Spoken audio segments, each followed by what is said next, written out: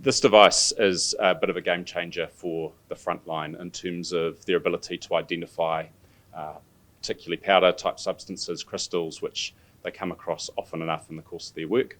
Being able to get an initial identification will allow them to make earlier decisions rather than waiting months for sometimes a lab result. The device examines the powder using visual inspection, and from that visual inspection it's able to create a footprint that explains whether the powder is one we should be concerned about or not. We've developed this in partnership with the ESR, which is a partner in evidence-based policing with us.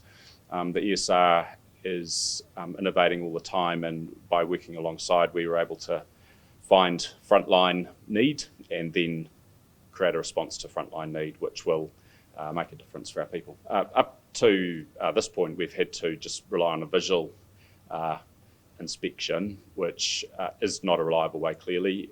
So we would have to send the substance away to the ESR for examination.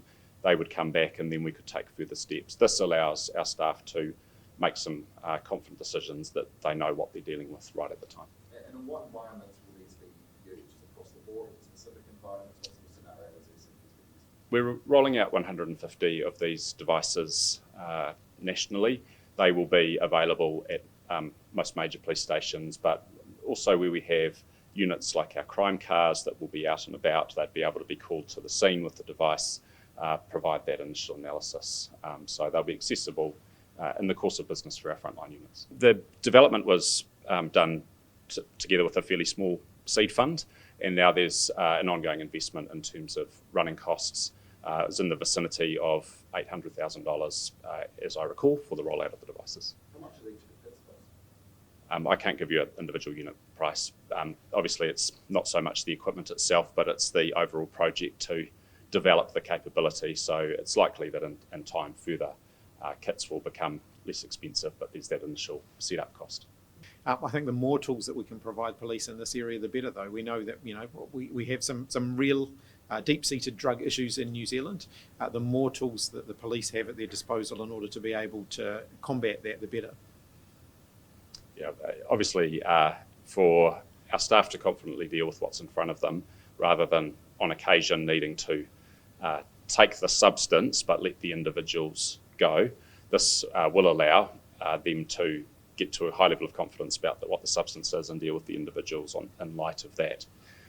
It also means that where there's a substance that turns out not to test for what we thought it was, we can, with confidence, let those people go rather than maybe taking them back to a police station for further cross-examination and that kind of thing. So it does really change the way we deal with those situations.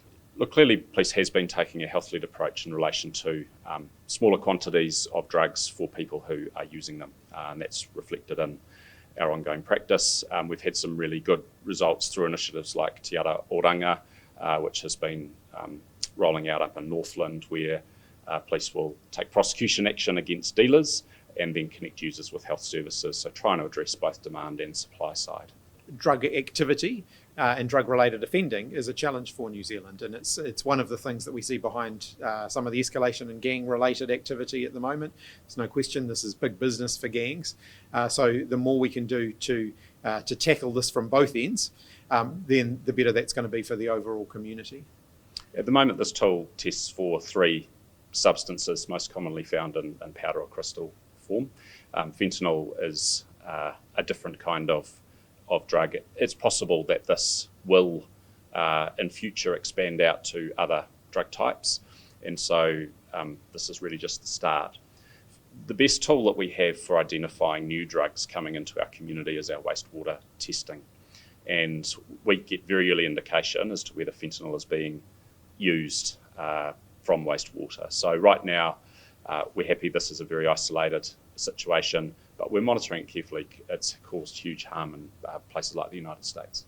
The setup here uses our existing mobility devices as part of the equation.